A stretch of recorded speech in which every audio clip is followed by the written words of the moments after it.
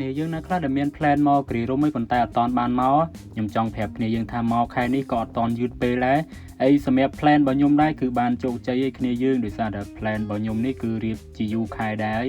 ហើយនេះគឺជា activity មួយចំនួនដែលគ្នាខ្ញុំបានមកដល់គ្រីរុំអីចង់ដឹងថាគ្នាខ្ញុំបានធ្វើអីខ្លះនៅទឹកដីគ្រីរុំមកយប់2ថ្ងៃនេះគ្នាយើងអាចតាមដានវីដេអូនេះអ្នកគ្នា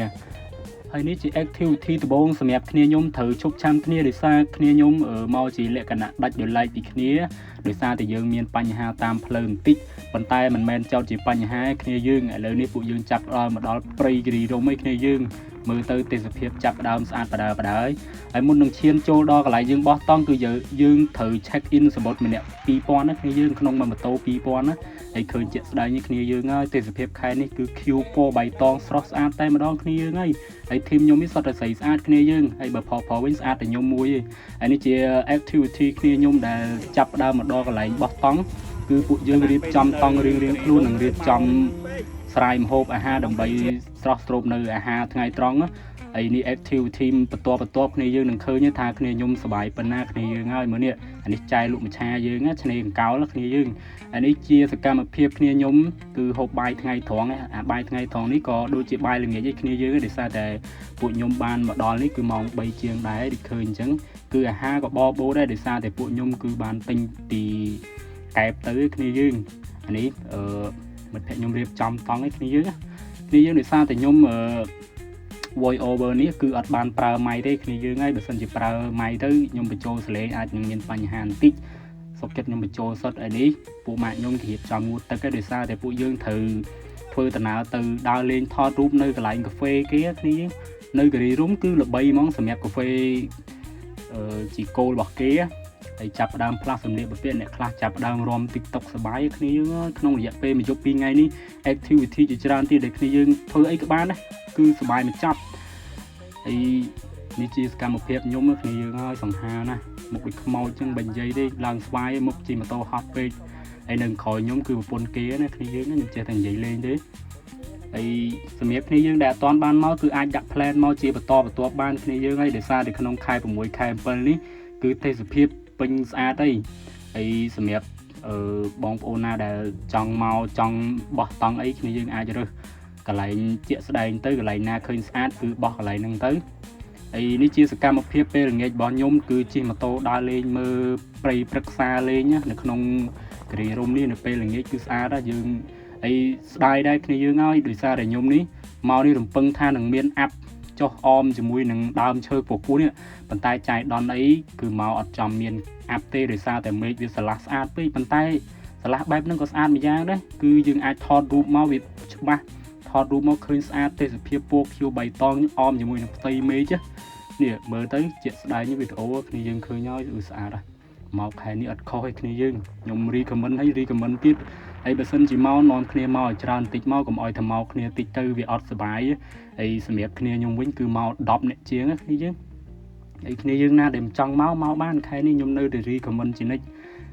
ថាមិនត្រូវគ្នាយើងអាចមកចំពេលមានមេឃភ្លៀងទៅវាទេសភាពកាន់តែស្អាតជាងនឹងក៏ថាបានដែរហើយនេះជាសកម្មភាពពេលល្ងាចនៅហាងកាហ្វេគេគឺខ្ញុំដើរថតរូបលេងជាមួយពីរនាក់អាប្អូនប្រុសខ្ញុំប៉ុន្តែខ្ញុំវាអត់សូវឲ្យវាចូលវីដេអូដោយសារវាល្បីជាងខ្ញុំអញ្ចឹងហើយខ្ញុំអត់ល្បីថតតែខ្ញុំម្នាក់ឯងបានហើយអានេះជាសកម្មភាពចាប់ដើមដល់ពេលល្ងាចគឺចាប់ដើមផ្ទៃមេឃពណ៌ក្រហមជះពលឺមកចូលមកគឺស្អាតខ្លាំងមែនទែនហើយនេះជាសកម្មភាពថ្ងៃលិចនៅគ្រីរុំស្អាតម្យ៉ាងរបស់គេគ្នាយើងខ្ញុំធ្លាប់តែមើលទេសភាពថ្ងៃលិចនៅខេត្តកែបដូរបរិយាកាសមកមើលនៅគ្រីរុំនេះម្យ៉ាងដែរហើយខ្ញុំនេះក៏នៅលេងនៅដល់ពេលយប់មើលទេសភាពពេលយប់គេស្អាតបែបទៀតគ្នាយើងហើយដោយសារតែមើលភ្លើងគេកន្លែងណាក៏មានភ្លើងដែរអញ្ចឹងយើងអាចថតរូបបានទាំងយប់ទាំងថ្ងៃឲ្យតែយើងរើសកន្លែងត្រូវហើយនេះជា mission នៅពេលព្រឹកដែលខ្ញុំត្រូវមកស្រស់ស្រូបមីនៅពេលព្រឹកដោយសារតែយើងអត់ស្គាល់ម្ហូបពីយប់ទេបន្ទាប់ពីញ៉ាំមីហើយគឺយើងដើរលេងថតរូបថតវីដេអូបន្សល់នៅអនុស្សាវរីយ៍ជាច្រើនការដើរលេងនេះគ្នាយើងហើយបើសិនជាយើងចេះបន្សល់នៅអនុស្សាវរីយ៍យើងនឹងចងចាំវាអស់មួយជីវិតហើយនេះជាសកម្មភាពពួកខ្ញុំបានមកដល់កន្លែងហ្នឹងជាបន្តបន្ទាប់ទៀតហើយដោយសារតែពីម្សិលគឺយើងមកអត់បានជុំគ្នាទេអ្នកខ្លះនៅកន្លែងចាំកន្លែងអ្នកខ្លះទៅកន្លែងផ្សេង ấyបន្ទាប់ពីព្រឹកនេះគឺយើងរៀបចំមកកន្លែងជុំគ្នានេះអានេះដោយសារតែជាវគ្គបិទគូទេបើសិនជាយើងដើរលេងកន្លែងហ្នឹងហើយគឺយើងត្រូវត្រឡប់ទៅផ្ទះហើយអានេះគឺជាស្រីស្អាតប្រចាំធីមខ្ញុំហើយគ្នាយើងនេះសុទ្ធតែនៅ single ណាគ្នាយើងណាដែលចង់ញ៉ែអាចតាក់ទងទៅគាត់បានតែបើប្តីគាត់វាយអីខ្ញុំអត់ធានាខុសត្រូវទេហើយពួកយើងក៏បានដើរលេងថតរូបផឹកកាហ្វេដើរទៅនិយាយទៅ activity ពេញមួយថ្ងៃនេះគឺធ្វើអត់អស់ទេបើសិនជាយើងចេះបែងចែកពេលវេលាតែគ្រាន់តែថាពួកយើងអត់បានជុំគ្នាទេអ្នកខ្លះទៅកន្លែងនេះអ្នកខ្លះទៅកន្លែងនោះហើយបើសម្រាប់ខ្ញុំវិញគឺអត់ឆ្ងាយពីកន្លែងណាពីកាហ្វេគ្នាយើងហើយដោយសារតែខ្ញុំជាមនុស្សម្នាក់ដែលញៀនកាហ្វេហើយអ្នកខ្លះចូលចិត្តថតរូបបែបស្អាតបែប style swag អីក៏មានដែរអញ្ចឹងគ្នាយើងរើសកន្លែងអត់ខុសទេឲ្យតែមកដល់ទឹកដីគិរីរម្យនេះគឺមានកន្លែងជាច្រើនទៀតដែលគ្នាយើងអាច heal អាចយកអារម្មណ៍មក relax នៅក្នុងព្រៃក៏បាននៅបរិយាកាសបែបមើលទៅគឺវាស្អាតហ្មងគ្នាយើងណាហើយបន្ទាប់ពីថតរូបហើយយើងក៏បានជិះម៉ូតូដើរលេងមើលទេសភាពដើមឈើម្ដងគ្នាយើងដោយសារតែយើងអាចស៊ាំនៅនឹងកន្លែងដដែលទេអានេះជិះម៉ូតូពេលនេះអាចសម្លាញ់ខ្ញុំហើយមើលទេសភាពគេអានេះនៅមុខ resort គេគ្នាយើងណាបន្ទាប់ពីដើរលេងអញ្ចឹងហើយយើងក៏បានជិះម៉ូតូមើលនេះមើលនោះ